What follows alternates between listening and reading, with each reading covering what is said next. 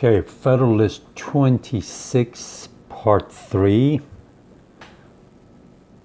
We'll start at paragraph 4. Remember, he's going to be talking about the history of how standing armies came to be kept in Britain and how gradually they came under the control of the Parliament rather than the king. So Hamilton says, in England, for a long time after the Norman conquest, the authority of the monarch was almost unlimited. Inroads were gradually made upon the prerogative in favor of liberty, first by the barons and afterwards by the people, till the greatest part of its most formidable pretensions became extinct. So at first the kings had the ultimate authority. Gradually the barons challenged the king, and the Great Charter, Magna Carta, was written in year 1215, which limited the authority of the king. And gradually, as in England and in Britain, as we come forward, gradually the king loses some of his power, not all, and Parliament gains more power. And he says this happens but it was not till the Revolution in 1688 which elevated the Prince of Orange to the throne of Great Britain that English liberty was completely triumphant. An incident to the undefined power of making war, an acknowledged prerogative of the crown. Charles II had, by his own authority, kept on foot in time of peace a body of 5,000 regular troops, and this number James II increased to 30,000, which were paid out of his civil list. At the Revolution, to abolish the exercise of so dangerous an authority, it became an article of the Bill of Rights then framed that the raising or keeping a standing army within the kingdom in time of peace, unless with the consent of Parliament, was against law. So something important happened in Britain in 1688, 1689. But you have to know the history of Britain in the 17th century.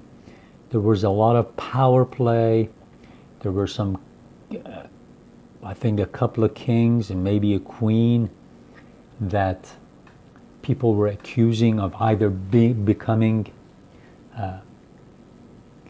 Catholic Christians instead of people who were following the Church of England, a Protestant revolution that went through England at the time.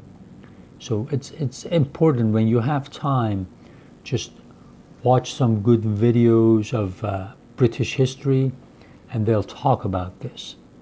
And I can't say a lot about it right now, but there was a lot of scare that the kings and queens that were going to be in charge were possibly going to be Catholics again, like Britain was, or England was, before middle of the 15th century, when King Henry VIII broke with the Catholic Church and established what they called the Anglican religion in Britain.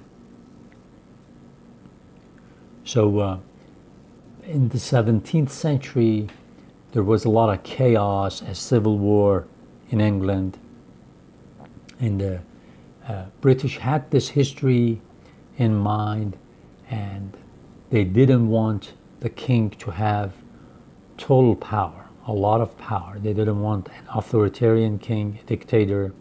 So gradually in 1688, when they kicked the last king out, they killed one, kicked one out.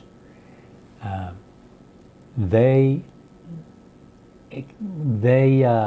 actually invited the Prince of Orange, and Orange was a province, one of the provinces between Netherlands and Germany. He was a Protestant.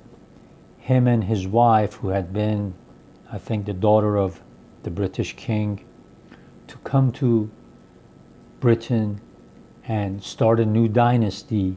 But to do this, he had to accept that Parliament was going to be making the calls now. So they call this the Glorious Revolution, and they actually forced the king to accept a Bill of Rights. Certain things that he was not going to be able to do at all, that a lot of these authorities were in the hands of the Parliament, and that's why it's in this paragraph Hamilton mentions the Bill of Rights that was accepted by William of Orange. And I'll read that again. At the Revolution, to abolish the exercise of so dangerous an authority, it became an article of the Bill of Rights then framed that the raising and keeping a standing army within the kingdom in time of peace, unless with the consent of Parliament, was against the law. I know I told you this history in brief, and I know I didn't do a good job because I just don't know how much you know about the history of Great Britain. So if you can, watch a few good documentaries, and better yet, if you can, read some books, and this paragraph will make more sense. Because the 17th century England was very tumultuous. Dynasties changing, a king being killed, the Civil War happened, a short-lived republic got established, and all those things that happened. It's good to watch a good documentary or read a book about it. But it's very important to remember 1688, 1689, what they called the Glorious Revolution, and leading up to the revolution and right after that, there were some prominent political thinkers in England writing, and their ideas were very influential on the founding fathers of America. These were the Whig, they would call them Whig authors, W-H-I-G. This is not after the hairpiece you put on your hair. It was a short for Whigamore. It came from a vocabulary called Whigamore, and it was for people who lived in the country, like outside of the metropolitan big cities.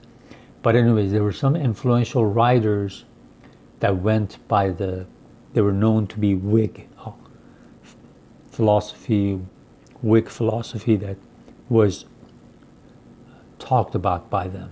And they wanted to control the power of the court, to control the king.